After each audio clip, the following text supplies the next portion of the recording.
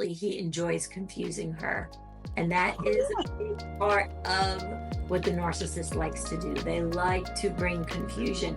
They like to see their partner, like, what just happened. They like that. That's a part of the supply that they get.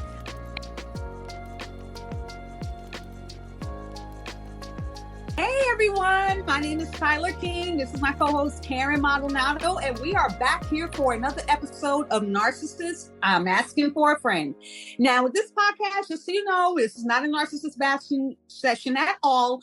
What we're doing is we're taking it more of a biblical perspective. We're more taking it from a perspective of just trying to learn more about these behaviors, why they may act this way, and also for our own healing and maybe to move forward into a more positive place with our own emotions as we're dealing with these relationships that can be trying, difficult, toxic, however you look at it. But we just want to make sure we're here for you. And Karen, we are doing such an amazing thing right now. We are looking at these how people think that are in these relationships, because we can talk about a narcissist all day. We have so much content to go on that, but we want our listeners and viewers to understand what's actually going on in their minds, or maybe the mind, like they have a loved one and they're like, I can't understand why this person won't leave, why they put up with it. It's helpful to know how they think, and even maybe we can help them think their way to a different way, a higher level of thinking and believing in themselves, so that they can hopefully exit, move out, or do something to change the trajectory of where the relationship is going. So Karen, we are already on a good book and topic that we started before. Are we going to continue with that, or do you have some more good stuff for us? Yeah, I think we'll stick with that same book. Yes. The Verbally Abusive Relationship by Patricia Evans. Yes. It's an older book. A lot of times I dig into the older books because the information that's in there, it is timeless. It just, somebody could have read this 100 years ago and got something from it. So Exactly. Yes. 100 years from now, and I think they'll get something too. So, yeah. So maybe what we can do is, like we did the previous segment, is we read one of the interactions that actually took place. So, and then as I'm reading it, our readers can see if it's something that they've been through, and maybe thoughts that in this case is going to be Leah that we're going to talk about. Maybe you can identify with her in some of this. Sure. All right. So Leah has been married to Luke for 12 years. They have a 6-month-old child. She is an award-winning artist. He is a successful businessman. Luke is leaving on a business trip. Luke suggests to Leah, I can leave the Dodge, which is a new car, and take the Ford, the old car, when I go to the airport. There's no use leaving the Dodge in the lot where it could get damaged. Leah agrees. She cleans out the old car and they exchange keys. She drives the new car that week. A couple of weeks pass. Luke is nearly ready to leave on another business trip. Leah thinks about cleaning out the old Ford again and asks, are you taking the Ford? Luke turns to her with a look of great astonishment and asks her incredulously, whatever makes you think I'd be taking the Ford? Leah is surprised, but tries to answer. Last time she immediately is interrupted by Luke, who says in a drawn-out, emphatic way, if you want to drive the Dodge, all you have to do is ask. Interruption throws Leah off balance. A definite sign of abuse. So when you feel like you're being thrown off balance and used even, that might be a red flag right there about, am I being abused? Yeah. She's still trying to explain, and at the same time, a part of her mind is sorting through the previous interaction and agreement, and another part of her is filled with a feeling of striving and effort to answer Luke's question about why she thought he'd be taking the Ford. Leah says, Luke, I'm trying to answer She's cut off again with the same sentence.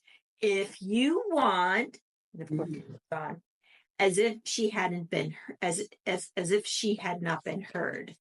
Leah feels as if there is a brick wall between them, another sign of abuse. She starts over in her thinking and realizes she doesn't want to drive the new Dodge. Luke had given her instructions about how to take care of it, where to park it, and so forth. Not wanting the responsibility or the possibility of another upset, she says, I'll drive my car if you think it'll be okay to leave the Dodge out in the airport lot. Luke looks at her with complete incredulity and says, Really? The lots are perfectly safe. They are patrolled, you know.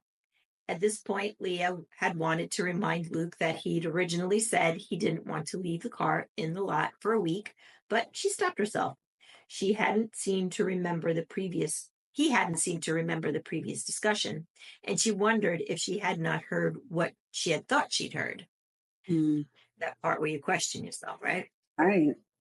Leah felt distressed, but thought she probably shouldn't be. After all, if Luke had no memory of their first conversation about the car, she should accept that. Maybe I am too sensitive, she thought. Later, she had a strong feeling that she just wanted to run away. Life seemed so hard. This type of interaction never occurred when anyone else was around. Another one of Yep. Leah suffered from many of the effects of verbal abuse. Number one, Leah was concerned that she wasn't as happy as she thought she should be.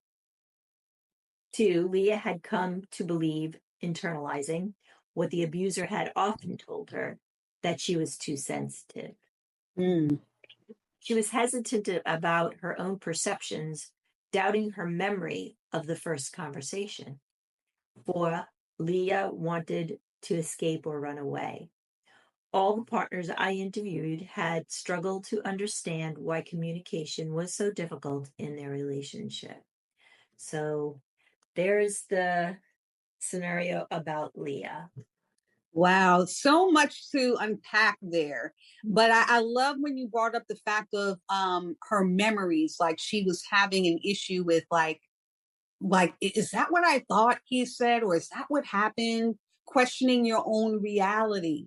So, Karen, sometimes people will question themselves and they think, oh, well, maybe that was normal. Maybe I didn't. But if every time you're engaging in that thought process with a person where you're questioning your reality, would it be safe to say that there's a problem there? Because you shouldn't always be questioning your reality when you're in a relationship or talking, or just what, like, okay, so unpack that some, Karen. Like, when they see that, how do they identify, wait a minute, here's the problem, this is a problem? Mhm. Yeah, I mean, if you constantly are questioning your memory about the way things happen, and you in your mind are thinking, I just wish I had a videotape of that conversation because I know it went down this way and there's Right. something different. In this case though, he doesn't say that he didn't say that the car um could not be, like, he acted as if Mm. that never really, and nothing in that happened. He's not even saying that he's not even giving her a chance to have a conversation about it. Right, because he keeps cutting her off, right? Right. So if you're in a conversation with somebody about something that they said in the past, then why is that any different now? But they won't even let you go there, is because they're Right. trying to keep it covered up. It's Mm. their agenda that they have right now. They just want to be mean right now. And so that's why they're doing what they're doing. Sounds like this person though, I mean, most narcissists would never have even allowed that car would never have been given to the wife in the first place in that That's true. situation. I'm not saying he's not a narcissist. I'm just saying that most narcissists Right. not want to do anything that would bring joy. To have the new car, the nicer car, you Oh know, yeah. all of that. Of course, she's the one that had to clean out the old car, make it nice for him. Right. So I think that there's a lot in this one. These are two specific people. And of course, every situation with a narcissist looks a little bit different because there's lots of flavors to narcissism, right? Yeah. Oh So yeah. why this person, was it that he was so calculated in the beginning that he gave her the car the first time because he wanted to do the second one? Was it that kind of a thing? No way to prove that, no way to know for sure. But definitely he enjoys confusing her. And that is a big part of what the narcissist likes to do. They like to bring confusion. They like to see their partner, like, what just happened? They like that. That's a part of the supply that they get. And Yeah. they can cause that to happen, then it's, a win-win for them because they're Right. getting what they wanted. They're upset And and ruining their peace.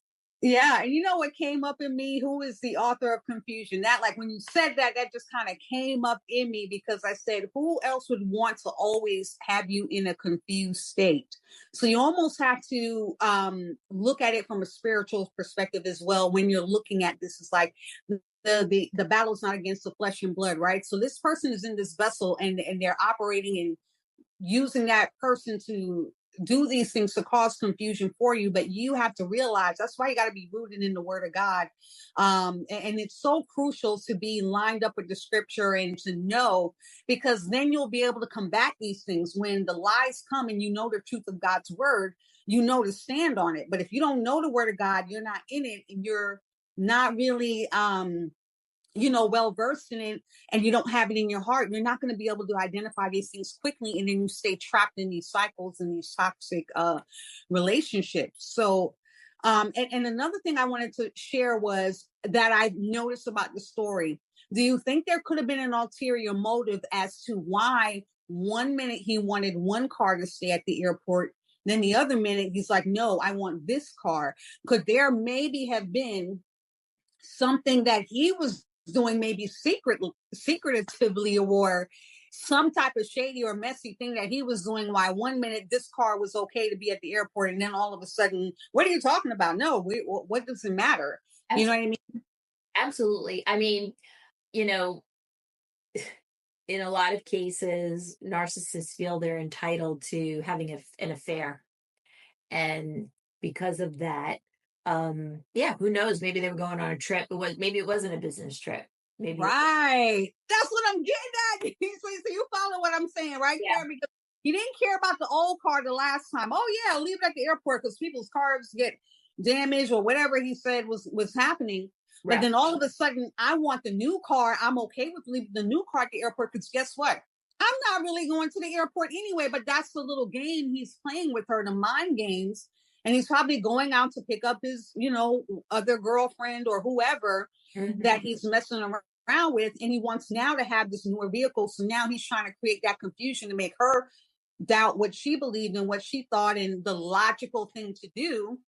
Yep. Now all of a sudden is not so logical, right? Right. So, and just like personal, being transparent, that was some of the things I had to deal with, was a lot of the secretiveness, like saying you're going one place and you're doing something else, and then you're just out there having affairs and going out and meeting other women, but then making me believe that you're doing one thing, but really it was something completely different. Yes. Something completely different. Right. Right. And that, yeah. So that did cross my mind as I was reading it. Yeah. Why? Yeah, it makes Yeah. you think, like, hey, you got to be on top of it. But you know what? They love having your mind in a state of confusion because you can't think and process. So, like, maybe in her mind, she's been gaslit so much that she can't even think, oh, maybe he's having an affair. Like, that wouldn't even cross your mind because he has your mind so Yeah. wrapped up It in is. the deception. Yeah. In the Right. lie. Right. And the confusion. In Yeah. the Sure. confusion. Yeah. So, oh my gosh, that was so amazing. So what would you say for, a male or female that um they maybe want to call it out? Because sometimes I gotta check myself, because I could get in a place where if somebody said something and I'm like, wait a minute, that doesn't even make any sense. You just said blah blah blah. And sometimes I have a bad knack of doing that, and I need to use wisdom in when to say things and when not to. But what would happen if the person did call it out? So we know she didn't call out the contradiction, right? Right. What would happen? Like, if you were to say, okay, this would be the next part of the story, if she would have called it out, what do you think would have happened in your professional opinion dealing with the clients that you have as a licensed therapist? If she would have called it out and said, you wanted it at the airport, because she was trying to and he kept interrupting her. Yeah. So I would imagine he would continue to do that. And if she tried, he would probably go into a bigger rage Shut her up, because that's part of the control is rage, so that you cause fear, and then they back off. Ooh, so you're thinking that if she would have kept persisting in trying to bring it up, the contradiction and the inconsistency, that he would have just, it would have been a louder outburst. It would have been more of the rage, more yelling, screaming, Yes. probably name calling at that point. Yes. And all types of things would have just came out then. It would have just escalated worse and worse and worse. Yeah. Yeah. In the typical narcissist situation. And from the sounds of this guy, sounds like that's what he was ready to do if she kept talking. So he had already had that planned, like, oh yeah, this is what I'll just keep. And is this kind of like a innate thing for them? Because I know you said some things are on the subconscious level. Would you consider this more on the conscious level of how a narcissist would act? Like if he just kept on, well, no, kept interrupting, kept, you know what I mean? Where would you say that is? Because I think a degree of it is still in the subconscious, but at this point now, he's also got a goal right now, and it is right, belittle her. to belittle her. And so, Uh, make her shut up, make her cower to him, right, right, and put her in her place, and make her obey. It's a power right. thing. So make her obey. And so once she obeys, though, then he wins. And he wins. So so if I were in the shoes of that person, Right. in this case, Leah, I would in that case I would say it doesn't really matter to me which car I take. You're the one that said it the first time. And if you continue to talk this way to me, Right. I'm walking out. So, Right. I'm not putting up with this. So I'm Right. saying walking out for good. Just I'm leaving this conversation. This conversation, yeah, this Yeah. situation. And Because if you wouldn't give me a chance to talk, I would just leave. So, you say as much as you can, but then you go. Separate yourself from the person. right, because I'm noticing here it said Leah felt distress. So, like you said, that's one of the signs there when you're in a verbally abusive, emotionally, those type of toxic relationships. And then she started to say, check this. Now, tell me if this is me in the chat or give some fire to it in the chat, that she said, maybe I am too sensitive. Right. What she thought. Right. So she starts believing him. She says that she's too sensitive. In the past, she said Right. that. So maybe I am too sensitive. So she's doubting herself now. So that he does have power over her because she's starting to believe him over herself. Right. That's right. Yeah. And whenever you start to say, well, maybe I'm too sensitive, or maybe this and that, you have to ask yourself, why is you believing in the truth of what you know it is being sensitive? Why can't it be the truth of the matter is just what it is, and I'm trying to stand up for the truth in what I know and stand in it? Right. And that's, kind of, it's almost like that courageousness is like, I always go back to the word, because I said you won't have that ability to do that and to have that courageousness about you and to be able to stand firm in truth if you're not in the word. If you're not there, it's going to be so much harder to do it. So Right. it's almost like it goes hand in hand, in a way. But if you're immersing yourself in the scriptures, there are so many bold people in the scripture that stand up and say what they know is the right thing, and they don't power down. But if you find yourself powering down, you have to ask yourself, where is my loyalty? Who do I worship more? Who is more important to me? Because because there's a level of there's a level of people pleasing in that. People pleasing, right? Right. You're people pleasing, and you're more concerned with that person, that guy, or that gal that you want to please, and you want to make sure that they are happy with you. But is that more? But does that supersede pleasing God? So now it's like a scale. It's like, which one is more important to you, and are you willing to subject yourself to the abuse, verbal abuse, emotional abuse, physical abuse of someone that is not treating you like the son or daughter you are of God? Right. Right. And I look at that as really being in captivity, really. Captivity. when you Or are, a slave almost. yes, yes, because you've now lost your own identity and your own volition to do what you need to do. You've lost the allowance to use your own words and have an opinion about something. Like in that case, it should have been a discussion between Leah and her husband, where Luke, that you know, um, is it wise to leave the car? That would be a normal conversation, though. Right. Luke is not capable, at least not in this particular Hmm. excerpt. He's not capable of having that normal conversation. Like we said, Right. what else was Hmm. playing into that? What was his reason for wanting that other car in the parking lot? So That's right. That's right. And this is the thing. And it was one of the four takeaways that said that Leah wanted to escape or run away. yeah, yeah, And I just want to know in the chat, has anyone ever felt like they wanted to escape or run away? yeah. Because if that's you, just type me. If that's someone just type oh man, I know someone. Remember, like, share, subscribe, because the sharing is important, because if someone is dealing with this, they need to hear this truth.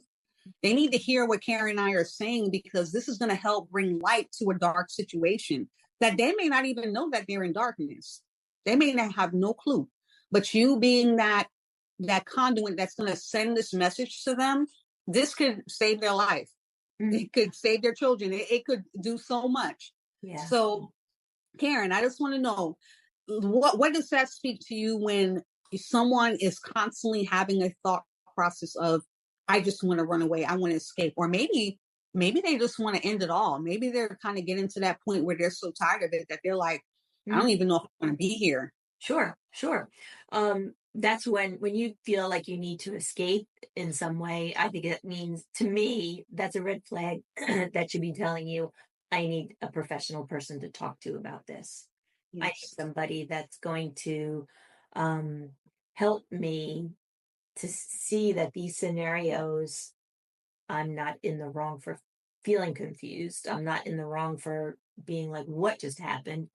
You Right. sometimes to have somebody hear these things and them say, no, honey, it is not you. It is this other person. And so you've got to learn how to move away from this toxic behavior with boundaries. And so a professional can help you set up boundaries, plan on boundaries, Good. whatever it is that you would need to do in order to make yourself safe, because you're not safe if you're being verbally abused. You're not safe if you're being physically abused, and that's obvious. But Right. if you are being verbally abused, you're really not safe either. So, having somebody to talk to that is a professional that can actually help you see these things as they really are, and also to know, they'll teach you ways to speak up for yourself, and That's right. also they may know of even some groups that you can join. I used to Hmm. run groups for loved ones of narcissists, and so those are helpful for people to know. There's other people going through the same thing. So I love that, Karen, because if you're being physical abused, you can see the bruise, the purple, the black and blue eyes, whatever it is. But when you have stuff going on in your mind, that's not visible to anyone. Those are invisible wounds that can't be seen. So the problem, and I'm saying that to say this, you could be walking around like visual, gushing out blood or a broken bone or broken whatever, but it's in your mind. And if you don't do something to go see someone to get help for that, you are going to stay broken until you get healed. And yes, you're going to do and think and act in everywhere in a broken place, a bruised place, a place where you're just bleeding out. And how long can you live like that without getting, just think about it. If you had a gash and you didn't get that, stop the bleeding, or you didn't get some type of medical care, what do you think is going to be the result of that? So right, we don't want that for you. right. So, Karen, I love this. What are some final thoughts that you have to help our listeners as we exit out? And wow, this was so powerful. Yeah, and that same train of thought, like you shared there, Tyler. If you had something bleeding, if you didn't take care of it, it would fester and grow into something worse, right? And so Right. you get infected, And so that kind of thing is happening internally for you if you're questioning yourself, and then people start questioning themselves and start believing they're a bad person. You start believing you're a bad person, you're going to act like a bad person. You'll be grumpy. You're going to be nasty. Yeah. You don't want to let there be anybody that steals your joy and your peace. Yes. And you've got to get yourself in a safe place and begin to remember who you are again. And you've lost your identity because this person's robbing it from you. You need to get Right. your identity back, and it's a process. So Mhm. be courageous. That's That's a good word. Courageous. Get that courage that you need to fight this thing, because it is, like Tyler said, we're fighting against not flesh and blood, but principalities of darkness. And so right. you got to fight it, and you got Yeah. to make sure that you are strong and depending on God in this. That's the way you're going to get through, is with his help. So pray it through. Have people that you love, that love you, praying for you while you're trying to do this. And hopefully it's not a statistic where a marriage ends. If it's a marriage Right. situation, if it's a married couple, hopefully it is something where this person is willing to go for help. There are counselors that work with narcissists, and that's their specialization. Yes. They're not the types of offices that are filled with clients, because most narcissists don't think they're the problem. But a good one will have a lot of things to help them with, a lot of tools. And so hopefully they'll take advantage of that. So I think I may have mentioned it in one of the previous podcasts. I did have one person come to my office and say he thought he might be a narcissist. And so he wasn't really full-fledged, because Right. exactly say that. I knew he wasn't. Right. But I was able to work with him on a few things to see improvement. And so that's the thing. If somebody is willing, then there's hope, right? That's right. That's the key. If they're willing, there is hope. Yeah. Well, Karen, thank you for this today. This was so good, so good. And just to remind you, remember, do not let this end with you. Be a river, not a reservoir. Make sure you share this to someone who may be in help, who may need this. And if they have not been listening to you and you're like, oh my gosh, share this with them. Let them hear from our perspective. Karen's a licensed therapist. I have my personal experience with it. So we come together and we're doing this to help you and your family so that you can be able to live a better quality of life and to know that it's not you, you're not crazy. There is something seriously wrong going on, and we want to help our listeners. So thank you once again for listening in. My name is Tyler. This is Karen. We are doing the Narcissist Asking for a Friend podcast. Make sure you check us out on the next episode. See you soon. Bye. Bye-bye.